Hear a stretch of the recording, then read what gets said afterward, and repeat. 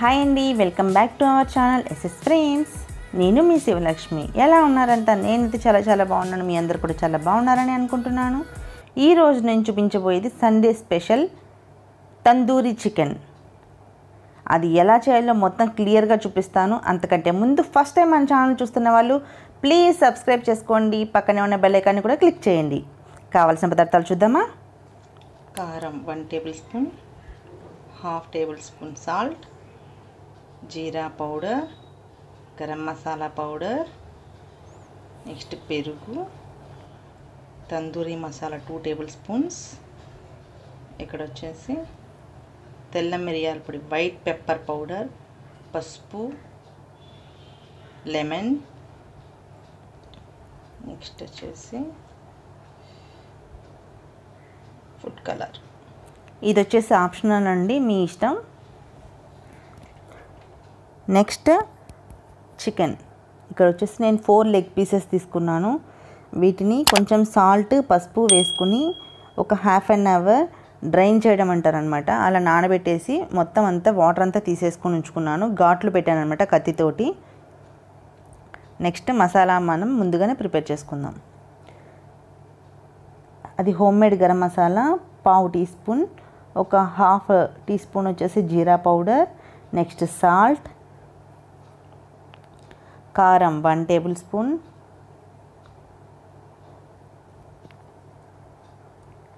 Tandoori chicken masala, ఇది Everest వారి tandoori chicken masala. Next white pepper powder and పసుపు.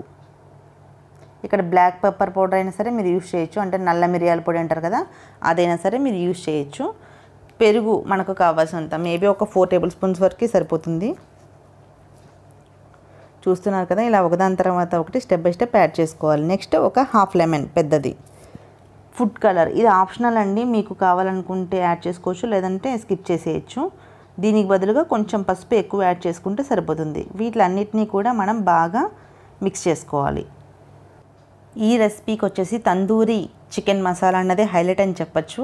ఇక్కడ మనం ఎటువంటి కోటింగ్స్ అన్నది యాడ్ చేయట్లేదు, అంటే మైదా కానీ కార్న్ఫ్లోర్ ఇలాగ ఏవి కూడా నేను యాడ్ చేయట్లేదు. ఒకసారి అంతా లమ్స్ లేకుండా బాగా కలుపుకొని టేస్ట్ అన్నది చెక్ చేసుకోవాలి. ఇలా చెక్ చేసుకోవడం మూలన సూపర్ ఉంది టేస్ట్, నాకైతే బాగా నచ్చింది.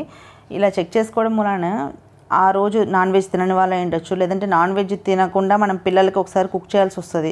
అటువంటి టైంలో సరే వాళ్ళకు కరెక్ట్గా మంచి టేస్ట్ ఇవ్వాలనుకుంటే ఇది నా బెస్ట్ సజెషన్. అన్నీ చికెన్ మీద వేసి కలుపుకునే దానికంటే ఇలాగా మనం మొత్తం మసాలా అంతా కలుపుకొని ఒక్కొక్క చికెన్ పీస్ అందులో యాడ్ చేసుకుంటూ మ్యారినేట్ చేసుకోవాలి. చూసారు కదా, ఇలాగ నేను 4 చికెన్ పీసెస్ని మ్యారినేట్ చేసుకున్నాను. ఒక 2 అవర్స్ అయినా కనీసం ఫ్రిడ్జ్లో పెట్టుకోవాలి ఇలా కలిపిన చికెన్ని. ఇంకా ఓవర్ నైట్ కనుక మీరు ఫ్రిడ్జ్లో పెట్టుకున్నట్లయితే ఇంకా టెండర్గా ఉంటుంది, లోపలంతా కూడా బాగా నానిపోయి జ్యూసీగా టెండర్గా అవుతుంది అనమాట.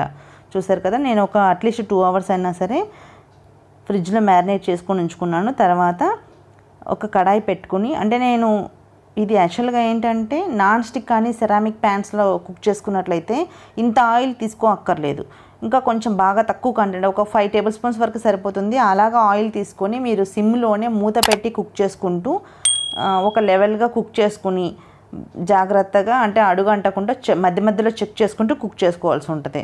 కానీ నేను అలా కాకుండా నేను నార్మల్ కడాయిలోనే చూపిస్తున్నాను. ఆ ప్రాసెస్ అన్నది ఇంకొకసారి చూపిస్తాను. అలా కుక్ చేసుకొని కోల్తోటి దమ్ పెడతారనమాట, స్మోకీ ఫ్లేవర్ వచ్చేలాగా. నేను అలా కాకుండా ఇలాగ డీప్ ఫ్రై లెవెల్లోనే కుక్ చేసుకుని తర్వాత నేను గ్రిల్ చేస్తాను.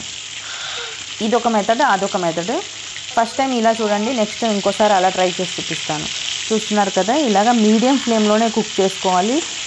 ఇక్కడ కోటింగ్ ఏమి ఇవ్వట్లేదు కాబట్టి మీరు వెంటనే ఫ్లిప్ చేయకండి, దానికి ఉన్న మసాలా అంతా వదిలేసి అంత చికెన్ అంతా చప్పగా అనిపిస్తుంది. సో నేను చూపించిన విధంగా ఇలాగ మొత్తం అంతా చికెన్ని కుక్ చేసుకోవాలన్నమాట.